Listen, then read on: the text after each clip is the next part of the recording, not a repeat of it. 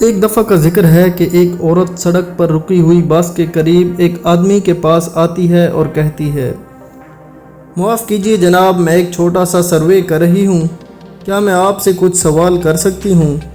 آدمی: جی بالکل۔ عورت: فرض کریں آپ بس میں بیٹھے ہیں اور ایک خاتون بس میں سوار ہوئی اور اس کے پاس سیٹ دستیاب نہیں ہے، تو کیا اس کے لیے آپ اپنی سیٹ چھوڑ دیں گے؟ آدمی کہتا ہے، نہیں۔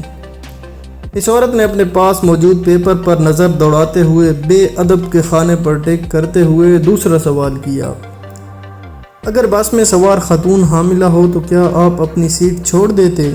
آدمی پھر کہتا ہے، نہیں۔ اب کی بار خود غرض پر ٹک کرتے ہوئے اگلا سوال کرتی ہے، اور اگر وہ خاتون جو بس میں سوار ہوئی وہ ایک بزرگ خاتون ہو تو کیا آپ اسے اپنی سیٹ دے دیں گے؟ آدمی کہتا ہے، نہیں۔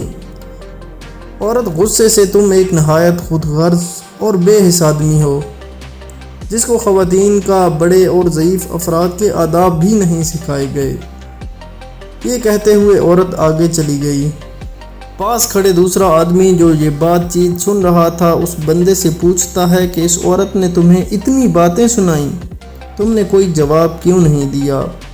تو اس آدمی نے جواب دیا کہ یہ عورت اپنی چھوٹی سوچ اور آدھی معلومات کی بنا پر سروے کر کے لوگوں کا کردار طے کرتی پھر رہی ہے۔